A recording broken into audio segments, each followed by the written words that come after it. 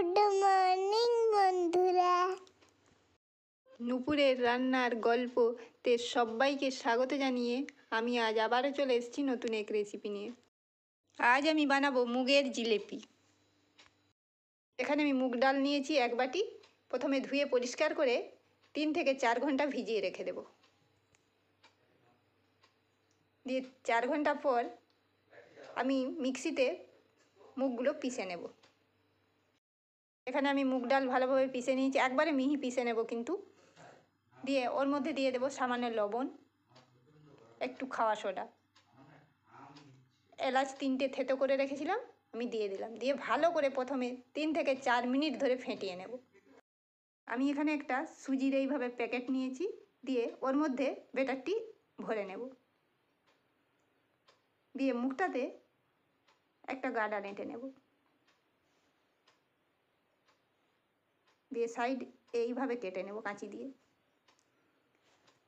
এপাশে আমি কড়াইয়ের মধ্যে আগেই তেল গরম করে রেখেছিলাম। দিয়ে ব্যাটারটি ঠিক এইভাবে জিলেপির আকারে দিয়ে দেব। দিয়ে জিলেপিগুলো ভেজে তুলে নেব।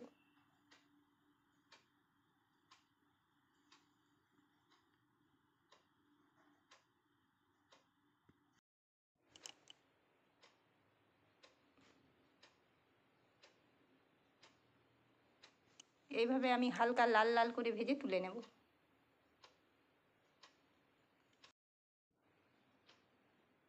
এইভাবে আমি সবকটা জিলেপি ভেজে তুলে নেব।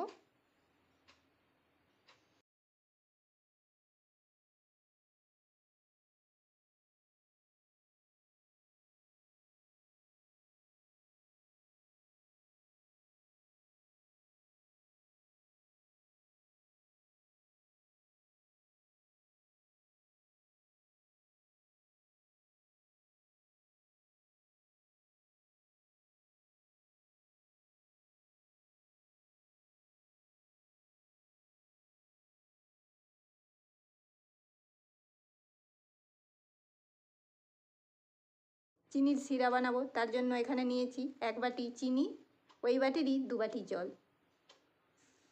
3টে থেতো করে এলাচ রেখেছিলাম দিয়ে দিলাম।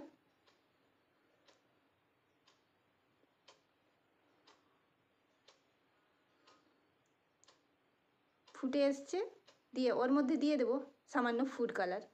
আপনারা এটা দিতেও পারেন নাও পারেন। শিরা তৈরি হয়ে গেছে। এবার ওর মধ্যে দিয়ে দেব জিলেপিগুলো, দিয়ে 3 থেকে 4 ঘন্টা রেখে দেবো এইভাবে।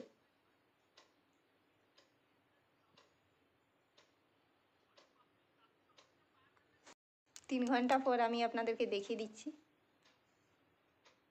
প্রায় রস অনেকটাই টেনে নিয়েছে, দেখুন কি সুন্দর নরম এবং রসালো হয়েছে।